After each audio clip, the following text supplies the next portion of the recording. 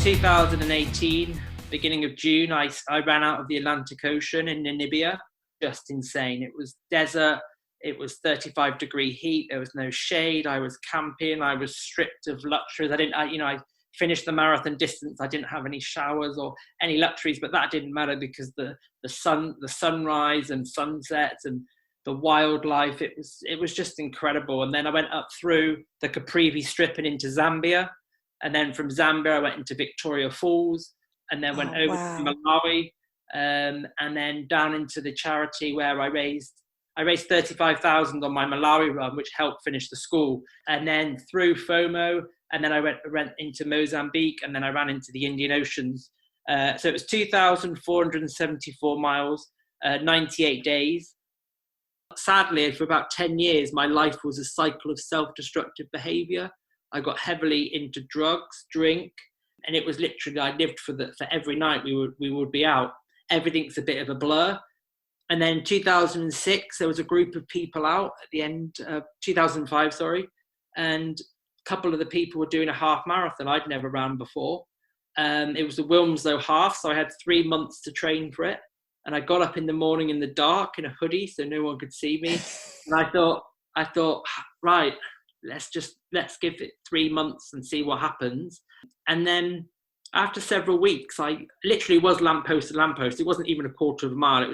But I was really determined, and I was getting up every day before work. And then as it went on, I used to double up and do the evening as well.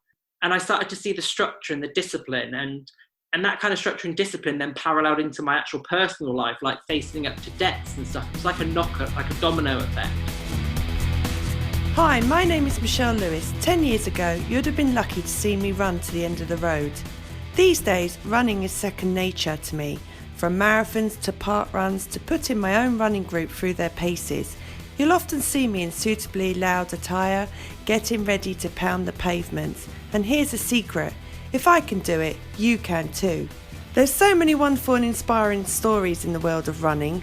And not just running, some of my favourite tales involve those who take to their wheelchairs, bikes, or simply their own trusty feet in an attempt to get fitter, faster, or just have some fun. In this podcast, I'm going to be in conversation with some of the most inspiring and fascinating of these people. Remember, it's your time, your speed, your way. The only person you need to keep up with is yourself.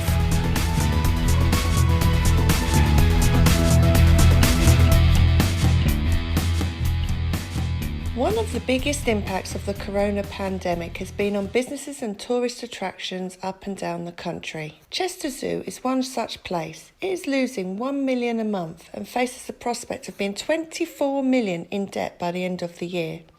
On this week's Running Tales podcast, I spoke to one man who is fundraising to save the zoo.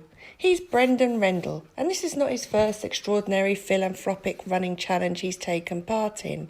From drink and drugs to running across Africa, this is Brendan Rendall's running tale. So Brendan, this is the first time we've actually met, and it is virtually. Thanks for coming on today's podcast. Firstly, you've done a half marathon today. We'll explain the reasons why in a minute, but how are you feeling? Yeah, I'm feeling good. It's day number 8. That's 8 half marathons in a row. And I'm feeling relaxed. I'm feeling strong. I've put a lot of miles in this year. I wasn't expecting to do a challenge this year. My last challenge was back in 2018. Last year I hardly ran much and put quite a lot of weight back on. So I started running well in January with an ultra race planned for October, obviously with coronavirus and lockdown. And then out of the blue, I was inspired by the campaign for Chester Zoo. And I thought, do you know what? Let's get involved. Let's do a challenge. Let's go for it. So that is what's all about. So what is the challenge you've set yourself for Chester Zoo? So the challenge for Chester Zoo is I'm running a half marathon every day in June. I started on the 4th of June. Then I will cover the marathon distance every day in July. And then on the August the 1st, I'm going to run from Media City to Chester Zoo, which is around 35 miles. Wow. And then just to make it a little bit more fun, on the 20th of June, I've signed up for the GB Ultras virtual race series. the Jogle, which is 825 miles. So people following will be able to, I log the miles at the end of each day, and then it will show you on the UK map how far I've come down from obviously starting in John O'Groats. So that will make it a little bit more fun. But because I'm feeling good, I'm looking forward to the race start, and I think I might give it a little bit of a see what I can pull out the bag. And then there's going to be some fancy dress thrown in, so there might be some random animals running around Manchester. I was going to say, please tell me that you are going to fancy dress at some point. I'm a big fancy dress person, and as you're doing this for the animals, I'm hoping to see a gorilla, a tiger, an elephant. Yeah, and I think, and obviously with the schools not going back, and I work in special educational needs at Ladywood School, which is near Bolton. And I just think, do you know what? A lot of children aren't going back. There's lots of, we are in an uncertain time. I just thought, do you know what? I want to make it fun. I'm going to make people smile. Then I might be a big giraffe running all around Manchester. I hope I make lots of people laugh, lots of people online. I just think we've got to have a bit of laughter and a bit of fun in this climate, because it is tough for many different reasons. So with Chester Zoo, for those that don't know, they've put a campaign out saying, look, we need your help, because of COVID, our funds are going low, we've got none coming in because we're shut. Please tell us, what's your Just Giving page, and why you picked Chester Zoo? So I'm based in the northwest now. I'm in Manchester, like I said, and it's one of the biggest zoos in the country. I really wanted to do something. For years, I've been raising a lot of money for a project in Africa. Yeah, we'll talk about that later, because I'm really interested in that. And I just wanted to do something in the northwest that could pull people together. I've gone many times over the years. I've taken lots of children there. I love their conservation programs. They have got lots of conservation programs. They're helping protect some of the giraffe in Uganda, and I think it's a very special place. And I think that if you start to, obviously they rely a lot on their entrance fees, and if that starts to go, you could lose one of the best attractions. And zoos are a very educational place. And all the staff, you just got to watch them when they were doing the appeal. They're so passionate about the animals. So I just thought I wanted to do something for the area. So anyone that is interested and inspired, because even though they are reopening, I was reading before that they usually have, I think it was like, for example, like 10,000 people can go through the gates a day. But obviously with the COVID and the social distancing, you're looking at 3. They've already lost 3 months admissions. So, it's the fight's not over. I think in the long term, they still need our support. So you can go on my Just Giving. If you type in Brendan Rendall, Just Giving Chester, it will come up on Google. Or you can find me on Twitter, Instagram and Facebook, Brendan Rendall. And then obviously people will be able to find it on there, the link. So are you in communication with Chester Zoo? How are they feeling about you doing this challenge for them? Yeah, we've exchanged some emails, and I'm sure nearer the time when I'm actually run to the zoo, we'll make it a bit of an event, hopefully. I just received some T-shirts this morning, and obviously they're really grateful, and obviously really grateful for everyone that's trying to help. So, and obviously I really like the idea of, obviously the goal is to raise money for them, but I also like to inspire people along the way that we can all do our little bit. It doesn't matter if it's a 1K or a marathon, you just have to be the best that you can be, and not everyone has got the time to do these big challenges. But it's just about pushing a little bit out of your comfort zone is always a good piece of advice, I think. So as you said, you like a challenge, and I did do a bit of reading up about you, and I really have to ask, 2 years ago, 2018, you went to Africa. Please tell me the story of Africa.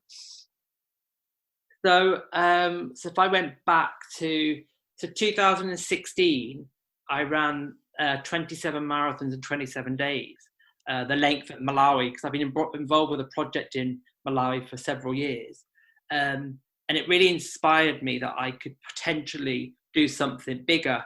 I kind of thrived on the heat there and the conditions. Obviously, you're stripped of all your luxuries, you're camping along the way.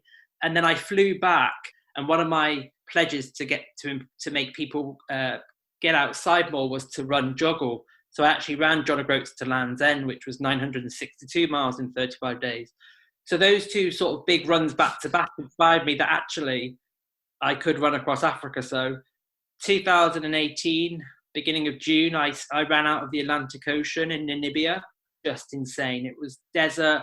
It was 35-degree heat. There was no shade. I was camping. I was stripped of luxuries. I finished the marathon distance. I didn't have any showers or any luxuries, but that didn't matter because the sunrise and sunsets and the wildlife, it was just incredible. And then I went up through the Caprivi Strip and into Zambia.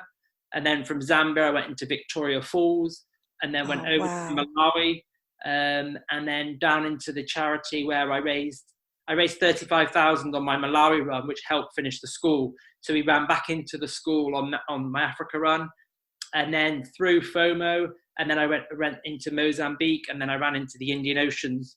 So it was 2,474 miles, 98 days. 7 days I lost to illness, and so it was 91 running days. The most I ran in one day was 40 miles, and the most in 1 week was 220 miles, yeah. Wow. I have to ask, how many trainers did you go through? I had 6 pairs. So ASICs, I always run in ASICs. So I had 6 pairs because when I ran Malawi, I only had 2, and I realised that the amount of miles that you do, and it's really important to keep changing them. Obviously, you've got to find what works for you. So for me, I just did several hundred, and then I would bring another pair in and then rotate them. And then once I'd done 400 or 500 in one, I would then bring in the next pair in. I was just conscious because of a slight leg problem I had in Malawi that I didn't want to get that wrong. And it really worked for me just to keep that extra support because I have got orthetics. So for me, it's quite important because one leg is very, very slightly shorter. And so it's important, especially going that distance. So, yeah.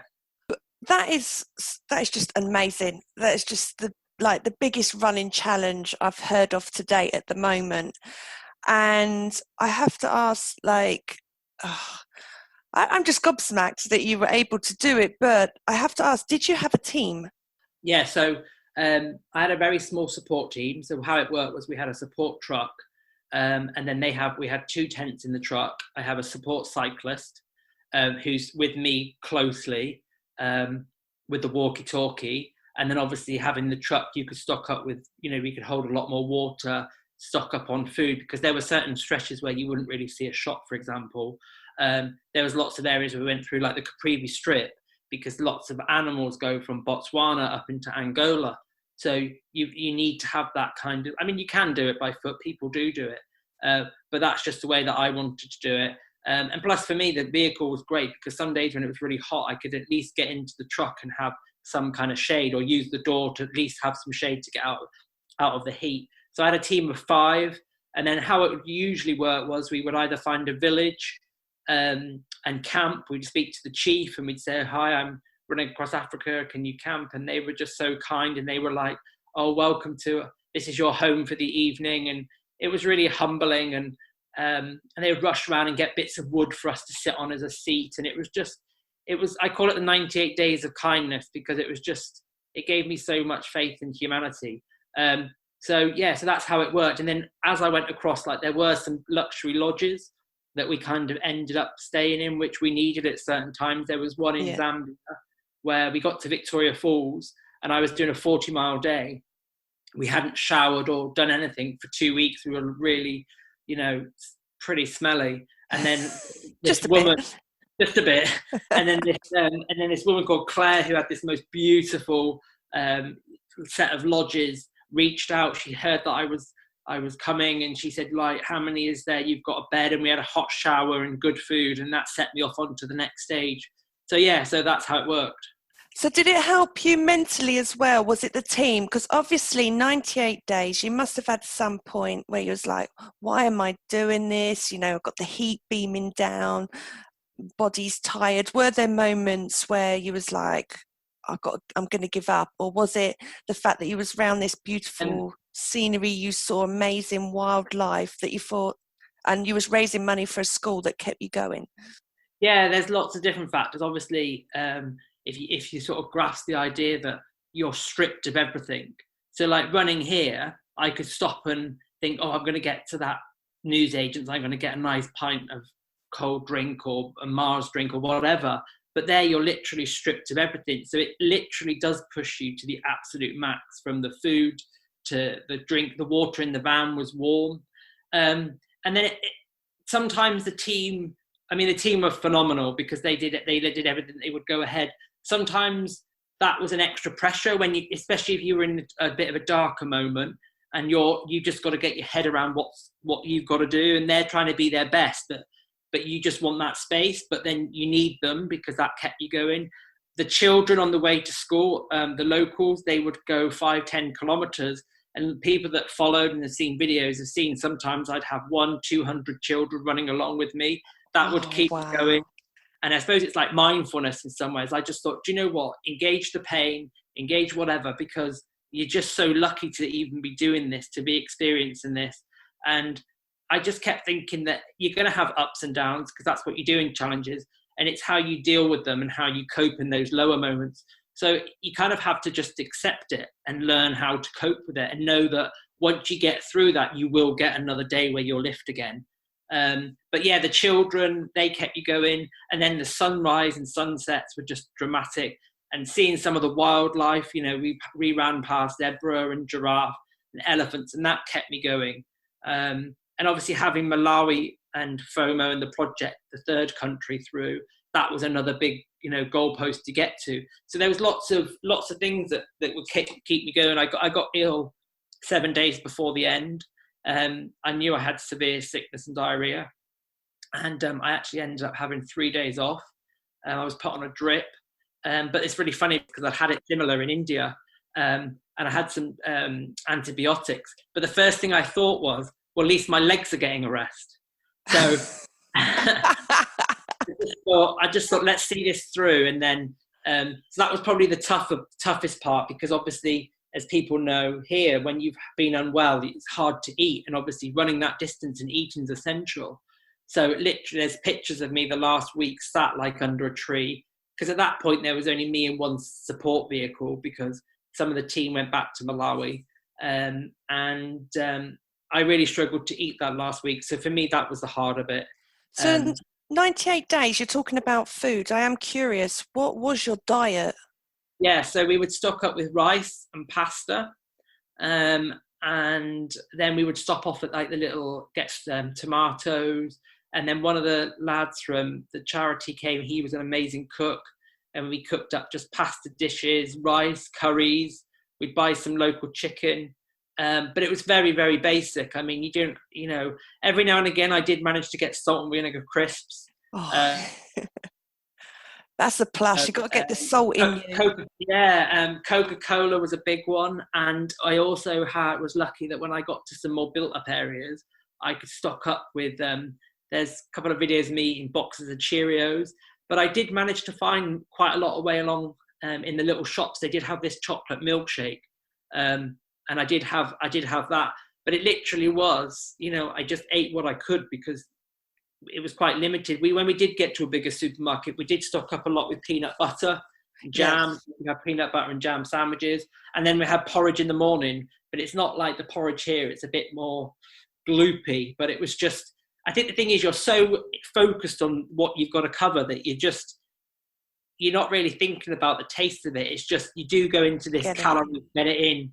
None of it was actually that great at times because I think you lose your appetite when it's that hot. Salt and vinegar crisps were just amazing though. So did you lose much weight? Yeah, I lost quite a lot by the end. I think I lost about nearly 2 stone before the end. So yeah, I did. There's a picture of me when I got up a hill. When I look back, I look quite gaunt. Yeah. So yeah, I did. So when you finished, was the finish at the school that you was at the area where the school was going to be built up? What was your finish like? So the finish was, we went through because the project FOMO's in Malawi. So I left there and then I ran into the Indian Ocean. So running into the sea, I ran out of the sea 98 days previous in Namibia. So I ran out of the Atlantic Ocean and then my goal was to run obviously into the Indian Ocean. So it was really beautiful because we finished on the island of Mozambique. And it's a 2-kilometer bridge that they built across to the island. And as soon as I got to the coast, I kind of knew that, well, I've done it. So that extra 2 kilometers to the island was just like a victory lap. Like I went through every emotion, and it was like, you know, my whole life on that road of, you know, it was like the ups, the downs, the heat, the animals. It was kind of like quite emotional for me. And then obviously seeing the sea, and I just ran in, and it was just, yeah, it was an amazing feeling. They're always a kind of strange feeling when you finish a challenge, though, because you're so focused to get to that point. And then sometimes when you get to it, you're obviously ecstatic, and afterwards you are. But it is almost like the day after, you're like... That's what I was going to ask you. So you ran for 98 days. All right, you had a few days off, but let's be honest, main 98 days. And then the next day, did you go out for a little jog just to loosen the legs a bit? Or did you think, that is it, the legs are up for months, no more? It's really interesting because I remember this so clearly, because this just shows you the mindset that I got into during the run. So the following day, I didn't run, but I wanted to go for a bit of a walk. But there was this really nice pizza restaurant, and it was only about 12 o'clock. And we were walking across this beautiful square, and I said, let's get out of this heat. It's too hot. This is just too hot. And it really, for the first time in 98 days, I actually realized how hot it was, because I think I was so programmed to that keep going, that you almost block it out, which I find fascinating that we can adapt like that. So I took several days off, and then I just did some gentle runs for a month, just to keep ticking over. I know there are lots of people then sometimes do half a marathon for a month, and it's what works for you. I've never done that, but I've always done smaller runs but to keep going. But I walk a lot, so that's kind of how I leveled it up, to be fair. Do you I'm one of those ones that after a marathon, I have a massive come down. I don't know why, if it's because of all, like you said, the emotions of, you know, oh my God, I've done it in adrenaline. But it's not so much the next day, it's the day after. I go on a massive come down, and I'm like, what's happening? I've just done something amazing and I can't get out of it. Do you have that effect on you, especially after a big challenge like that? Because how can you do anything bigger than what you just did? Yeah, it was really weird, because if I look back now, which is a good time period to actually reflect now, at the time I didn't. I think because I was still in Africa, and I had like 4 days in Mozambique, and it was beautiful where we stayed. Then I flew back and had some interviews, and then I went straight back to work. So I think I kept busy. I was running really well, and then I got a cold in the January.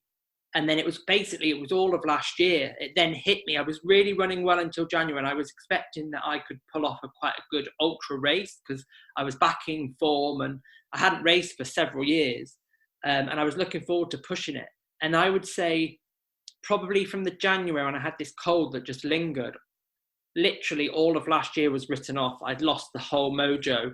I didn't finish a race, which was the Liverpool to Manchester. It was the first thing I've never finished. I only had 13 miles to go. I mean, I could have walked it. I had loads of time for the cut-off. And I just sat in this checkout point, and a lot of people I know there, and I just said, I'm done. And they thought for 10 minutes, they thought I was just joking. Joking. I said, no, I'm not. And I think that on reflection, I didn't have the passion, wasn't there. I didn't want it that much for whatever reason. So yes, I got a puppy, Ralph. Wreck-It Ralph, who's a fox terrier, who's amazing. So I think last year I spent more time walking with him and stuff, and then I gained around 2.5, 3 stone, and then beginning of this year, I wrote down why I ran, why I loved it, and how I started it, which is I started running in 2006 after a bet, because I wasn't a runner before that. And it was always when I used to run at 5 o'clock in the morning. So it was around the 6th of January this year. And I thought, I'm going to put my running watch on, but I'm not going to look at the distance. I'm not going to look at the speed. I'm going to go out before work, if it's 5 minutes or 10 minutes. And basically, cut a long story short, that's what I've been doing ever since. And my whole passion for running has come back. There was no challenges. It was going out and having that structure before work. Getting to work feeling energized, focused, and it sort of like ignited it again, which was really good. So I've had a good year this year, hence why, if you go full circle, why I've ended up doing this challenge, which wasn't planned for Chester Zoo, but I just kind of felt that I'm not going to be able to do a race this year, so I may as well do a sort of short, even though it is a big challenge, because it's still 1,204 miles by August. I still can then use August to do very small runs to recover, with the idea that I would like to do a few races next year. So you said earlier that you're a late runner. So obviously, did you run at school? Did you run in your teens? What was your sport? Was you a football fan and you'd play Sunday football matches or rugby, or how? I want to get to this bet. You're not getting away without telling me about the bet. So at school, I was always one of those people that was picked last for sport. I hated it. I was always the one where the teacher would go, right, Brendan, you're with Team A, because no one would pick you. By the age of 16, I think I started my relationship with food as comfort eating. So I was kind of quite overweight, probably by 17, 18. I only finished school with 2 GCSEs. My sister had gone to private school. She was really academic. And I didn't feel like I was good at anything. I then was going to work in a supermarket full time, but then went back to college to try and get my maths, but failed it again. Then I did some GMVQs, and then I ended up coming to Salford, Manchester, to do a BTEC. And then that year, really, because I'd come from the small town and come to a city, I got kind of right, and obviously all the student loans we were getting, I got all into the Manchester club scene. I did manage to talk my way onto an art degree, because I did a project, and I suppose that's where that passion drive comes out, even back there. But then sadly, for about 10 years, my life was a cycle of self-destructive behaviour. I got heavily into drugs, drink, and it was literally, I lived for every night we would be out. Everything's a bit of a blur. And then 2006, there was a group of people out at the end of 2005, and a couple of the people were doing a half marathon I'd never ran before. It was the Wilmslow half, so I had 3 months to train for it. And I got up in the morning in the dark in a hoodie so no one could see me. And I thought, right, let's give it 3 months and see what happens. And then after several weeks, I literally was lamppost to lamppost. It wasn't even a quarter of a mile. But I was really determined, and I was getting up every day before work. And then as it went on, I used to double up and do the evening as well. And I started to see the structure and the discipline, and that kind of structure and discipline then paralleled into my actual personal life, like facing up to debts and stuff. It was like a domino effect. I started to find places in Manchester I never knew existed, like the Canal Path, that you could go all the way out towards Runcorn and Liverpool, or go out toward the Peak District. So it kind of ignited so many things. And then I remember the last mile of this half marathon, 3 months later. I lost about 3 stone. And wow. I was just running really quickly. I was in so much pain. Then the next day, I didn't have a running watch back then. The next day, I lived in this block of flats. We were on the first floor. And I thought, oh my gosh, my legs. I had to go down backwards. I'm sure loads of runners have that feeling. I had to go down backwards. And then I got a message in the evening from a friend saying, you were absolutely flying. And then I went to look at my time.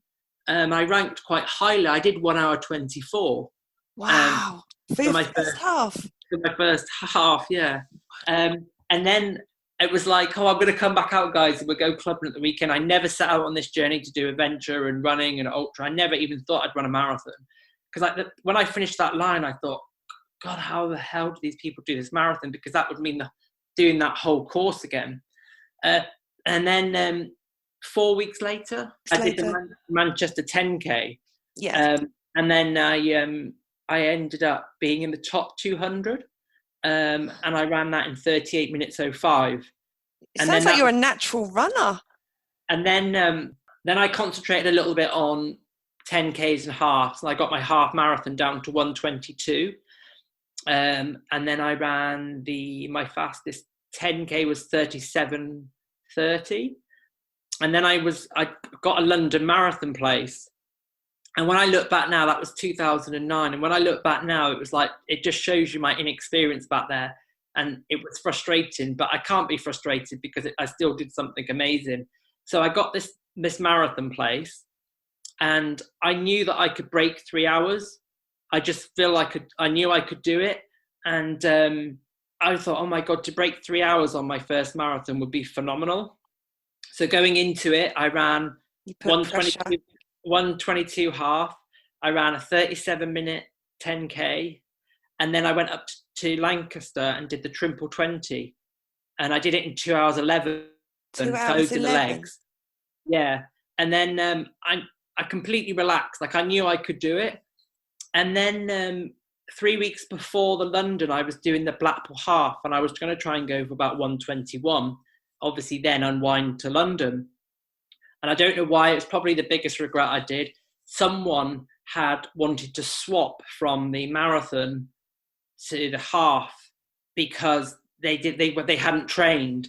But the week before, I'd missed a 22-mile run. So in my head, I thought, I'll do a 22-mile race, and then I could run the end. So I swapped. And what was really, really frustrating now, I started really far at the back, and I just was running. And 20 miles, I was feeling really, really strong, and I was on for sub 3. Then I got to 22 and I was on for sub 3. And then I thought to myself, no, this is ridiculous, because I want to break it in London, because I was so inexperienced. What I should have done now, which I know now, is forget London. When something clicks, you should have just gone for it. Yes. So the last 4 miles, I literally slowed right down, and I did it in 3 hours 13. 3 weeks later, I had London. I was on for 3 hours at 20 miles. But because of that marathon 3 weeks before, I could really start to feel it in my legs. And as everyone knows as runners, where that confidence in Blackpool was, right, I can get the next runner. In London, it was, I shouldn't have done Blackpool. And obviously, when you start to spiral mentally, I still ran that in 3 hours 13. So it's just like a nut. Wow. And you should have known. You should have known that from a half marathon training to a marathon is totally different. Yeah. So, but my biggest regret though is because I know from my experience now that I should have just ignored London. And honestly, out of all the races I've done, that Blackpool half, I got to 20. Didn't even feel, I was completely on fire. I should have just gone for it and then just enjoyed London and thought, do you know what? I've got a sub 3 hour. But again, it's lack of experience. But to think I ran 2 marathons in 3 weeks, both sub 3:15, is pretty impressive. So I have to ask, have you done a marathon under 3 hours? I haven't raced a marathon since that 2009. Yeah. So what? It was just a case of what changed your mentality then? Well, so basically in 2008, to go back a little bit, I went to Africa to cycle across Malawi, one of the poorest countries in the world, and I just fell in love with Malawi, and it changed everything for me. It put loads of things in life into perspective. Seeing that extreme poverty, they haven't got anything in so many ways, but they have everything. They have this kind of happiness and this appreciation for life that we never understand. So I became Can I just ask as well, because you said about, sorry, my dog in the background. I've got a rough collie, by the way. You're saying like, got in a spiral of drugs and drink, as well, yeah. And the party scene. You took up running. Did that become your new addiction? And obviously you couldn't have just suddenly stopped doing those things. It must have built up. You must have weaned yourself off. I think the thing was, because I started to realize that I was running quite quickly, when I look back, those years from partying to then running, it wasn't a conscious thing. I just really saw the benefits of not drinking, and I've not drank really. I've had like 3 drinks since 2006. I think it's just been a really exciting domino effect of feeling good, feeling focused. It helped me clear all my debts. It made me, inspired me to go to Malawi, like I was saying, travel. So it's just been a positive kind of mindset. Did you change friends? Like, did you find your circle of friends as well? Like I found when I started running as well, because I'm only 7 years at this moment in time, I started running. Your friends, sort of like the ones that like, why do you run? I don't understand it. And then obviously you have your close friends that, love you, whatever. But you do have certain friends that are like, the interests start widening and the friendships start. Is that what happened to you, like with the party friends? I think my mindset has changed a lot to a lot of people, because I don't think a lot of people get that total freedom that I have kind of learned to have now. But I think, well, there's several clubbing friends that have got, as they've got older like me, they've got into the running and more, and they've had children, and so you sort of carry on with them. And then I've still got people that still party now, but I could still go out and be stupid and dance, but I don't need to do it. So I think, I've got a lot of I've always had very different circles of friends. So sorry, you were saying about you were cycling around Malawi. Is this where your first challenge? Was this your very first? Yeah. So it ties into why I've not done a marathon since. So I went to Malawi, and then I got back in Manchester, and I was working at Adidas, and I sat there, and all these people like rushing out of Harvey Nichols, Selfridges, and I was thinking, no one's smiling, no one's really happy. We've got all of this stuff. So I wanted to set out on a sort of path of life with no regrets. I got back into the shop. There was a delivery of trainers, and everyone was really excited about all these trainers. But I'd just been got back from Malawi, where I'd heard all these, really moving stories where some women had been, raped and their crops had failed. And I just thought, I want a job that I want to give back. So I quit my job with Adidas and worked with children with autism. So then after I completed those 2 marathons, I wanted to do a fundraiser for FOMO, for the charity in Malawi. So in 2011, I cycled, which was my first big challenge. I cycled John O'Groats to Land's End over 13 days. And then I had 1 day off. And then I travelled to London and then ran the London Marathon in 4 hours. Because obviously the cycling and obviously your legs and stuff. So that was you're using total different muscles. So how did you cope with that? My God. Out of everything I've done, after that marathon, my legs felt the worst. Because I think, like you say, you're completely different. You don't realise that. I just thought, oh, my cycling will just be fine. It will see me through. Like the endurance was fine. I didn't have a problem getting to the end. It was just, you realise that being on the bike for 2 weeks and not running was really heavy. After that challenge, I then spent about 2 or 3 years. I'd sold everything, got rid of credit cards, so I had no ties here. And I spent the best part of 2 years travelling from the Amazon rainforest to trekking in the Himalayas to seeing tigers in India. And I had an amazing time. But it felt a bit self-indulgent. So when I got back in 2015, that's when I came up with that inspired me to come up with the idea to run the length of Malawi, to help raise the money to help finish the school, to say thank you to those children that first inspired me back in 2008 and 9. So going into it in 2015, I ran the fantastic Wainwright, 192 miles from St Bees to Hornsey. So you go through the Lake District, North Yorkshire Moors, Dales, and then North Yorkshire Moors, and finish in Robin Hood's Bay. I did that 192 miles in 8 days. I then ran a marathon I did 3 marathons in 12 weeks. That was just all sort of making sure that I could do it. So then that goes back to me so that's why I've not raced a marathon. Then I went to run the length of Malawi, where I did 27 marathons in 27 days, and we raised 35,000. So the school's built. Yeah. The kids are all going to school. Then I ran John O'Groats to Land's End, which was kind of fitting because it was 5 years after I cycled it. Then I went on to run across Africa. So then going back to what we're talking about with fast marathons, I've just never had the time to go back. But it's very, very, very at the top of my list to break 3 hours. Yeah. So are you interested in the 100 Marathon Club? Because you've done so many already, or for you it's the bigger challenges and raising money, because it seems that's very much in your heart now, to when you're doing these events, that you're making a difference to people, whether it's children, animals. You seem to be that sort of person now that's got that passion, that you want to do something that makes a big difference. Yeah, I think for me, I found something that I'm good at, and the one thing I'm really good at and thrive on is challenges. And I always think, well, if I'm going to do a challenge, then let's make a difference. I really believe that's what we're really all here for. It's funny because at the beginning of lockdown, that's what everyone was saying. Oh, we've all slowed down. We're all going to, And I'm adamant that I go back to that. We don't need to be working as hard. You don't need to be earning as much money. Of course, you need to earn to live. But if you actually look around people's houses or your own house, how much stuff we buy that we don't need.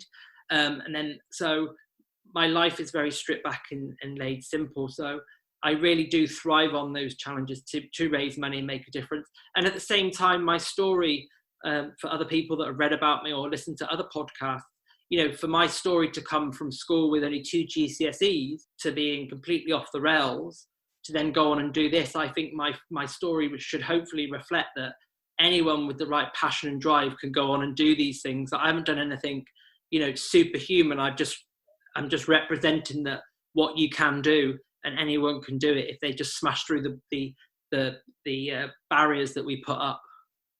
So what advice would you give to anyone that, whether they're a runner or someone that wants to think about it, what's the best advice you would give them? I would always say to people, you only have one life, and you want to grasp every opportunity with both hands. So if you've got that little niggle at the back of your head, like I want to run that marathon in the Amazon, or I want to do if you're a 5K runner and you want to do a 10K, put it to the forefront. The biggest thing is you've got to push yourself out of your comfort zone a little bit, because that's where you learn the most about yourself. I think it's about giving it 100%, and don't compare yourself to other people, whether that's a 5K time or a 10K time. Some people are going to be better at the marathon. Some people are going to be better at the ultras or the 5. And I think the best advice I would give is don't compare yourself to anyone else. As long as you give it 100%, then that's all you can do, is be the best that you can be. What an incredible story Brendan has, and what great advice. That is truly one of the most inspiring running tales I've ever heard. I've been keeping track on Brendan's Chester Zoo Challenge, and the half marathons have been doing really well. And I'm pleased to say he has added some costumes. Brendan has so far dressed as Rocky Rhino, Peter Penguin and Benny Bear. Absolutely love it. And for such a good cause too. If you can help his Just Giving page, it will be www.justgiving.com/fundraising/Brendan-Rendall3. Thanks for joining me and Brendan on the Running Tales podcast. If you're listening on Apple Podcasts, do leave us a review. That's all for now, but I'll be back next week with another running tale.